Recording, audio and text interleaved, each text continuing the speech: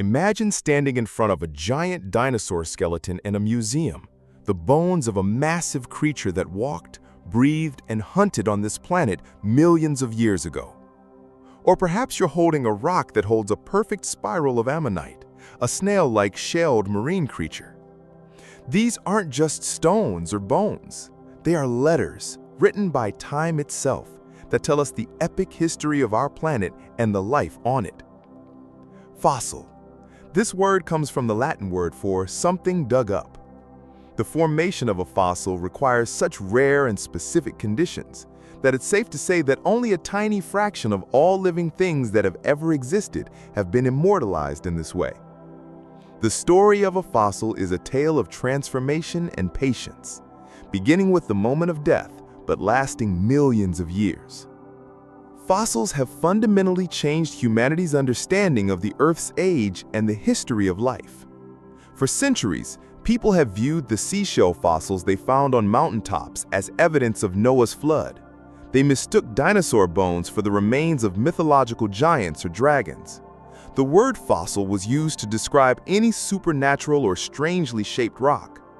However, in the 17th and 18th centuries, scientists like Robert Hooke and Nicholas Steno proposed that fossils were actually the petrified remains of once living organisms, and that different fossils found in different rock layers marked different periods in Earth's history.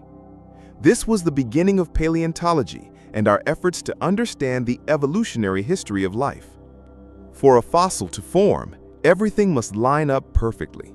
This is the result of a series of lucky coincidences. Let's say our hero is a Triceratops, who lived in what is now North America approximately 70 million years ago. Everything begins with a death, perhaps from old age, perhaps after a T-Rex attack. Our hero Triceratops takes his last breath by the side of a river. This is where the most critical step in fossilization comes into play: rapid burial.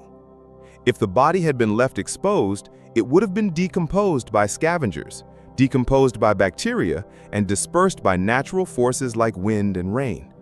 But with luck, a sudden flood or silt carried by a river quickly covers the body with a layer of sand, mud, and silt. This layer acts as a seal, protecting the body from oxygen and external factors.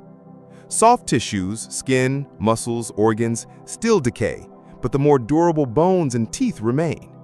Years, thousands, even millions of years pass. New layers accumulate on top of the layer in which the bones are buried. The weight of the layers above compresses the layers below, transforming them into sedimentary rocks, such as sandstone and mudstone. Meanwhile, groundwater begins to seep through the porous structure within the bone. This water carries dissolved minerals such as calcium carbonate and silica. The water gradually releases these minerals into the spaces within the bone. This process is known as permineralization. Over time, the bone's original organic matter completely decays and disappears, while these minerals replace it.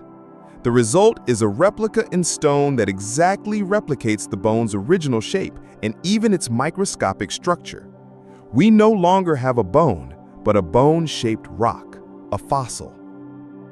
Sometimes the process works differently.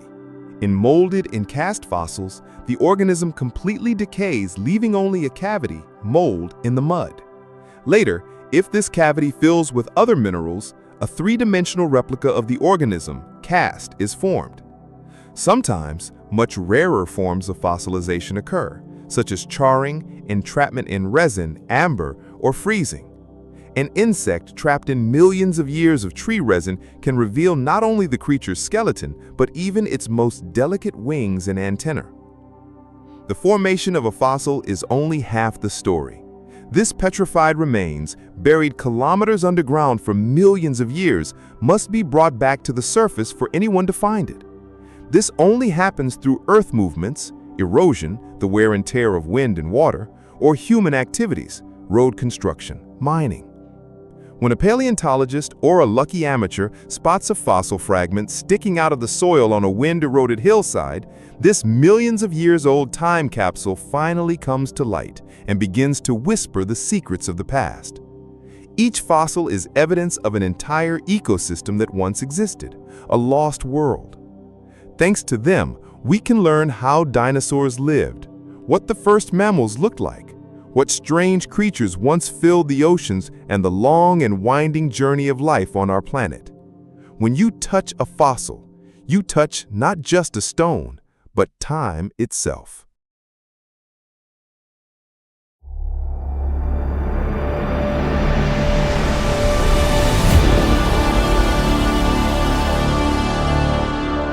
The Door to Knowledge, presented by Toyer TV. Don't forget to take your place on this path of discovery and enlightenment.